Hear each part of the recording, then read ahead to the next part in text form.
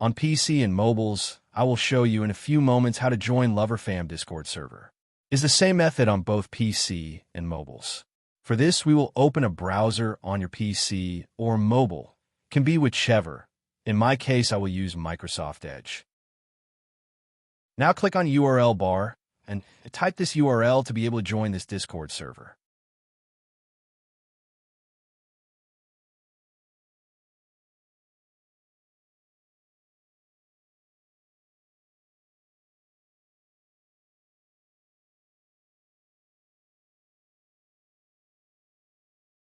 Doing this will automatically start your Discord application if you have it installed. Then click Join, and you will have access to the Discord server.